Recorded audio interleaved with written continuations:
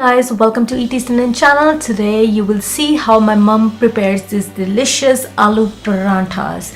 It's a stuffed Indian flatbread made with some boiled potatoes. This is a plain boiled potato and she's going to season it with some spices. So onions, cilantro, ajwain, that's carom seeds or caraway seeds for the adults, and a little bit of a plain mixture for the kids. Kids don't like too much spice, so keeping it simple for them. So if you've ever had some stuffed aloo paranthas, you know how delicious they are, and nothing beats homemade good aloo paranthas made by your mom. So here she is taking a small portion of potatoes and she's putting it in a dough. Dough is basically just whole wheat flour and water mixed together. She stuffs it, she folds it, and then she's going to flatten it out with her rolling pin. Oh, how I love these paranthas. They are so delicious. Add a little bit of dry flour and then flatten them out with a rolling pin. That's what she does, and then she cooks them on a skillet.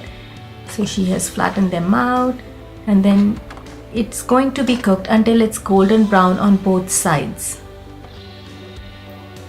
So here we have delicious paratha in making, another one on the go there. Take a small portion of dough, fill it with potatoes, and then cook it. So a little bit of oil or ghee gets applied on the paranthas so it cooks evenly. Paratha is basically a fried Indian bread, and this is stuffed. And when it's beautiful golden brown on both sides, it's considered done. So tell me, what's your favorite food that your mom cooks for you? I would love to know it. Look at that beautiful golden brown color. It's ready to be enjoyed. Here is another one in the making. So a little bit of potatoes goes in. She folds the flour, closes this dough ball, rolls it in plain flour and flattens it out. So that's her workstation. Here on the stove top we have skillet on which paranthas are being cooked. Rolling pin is being used to flatten it out.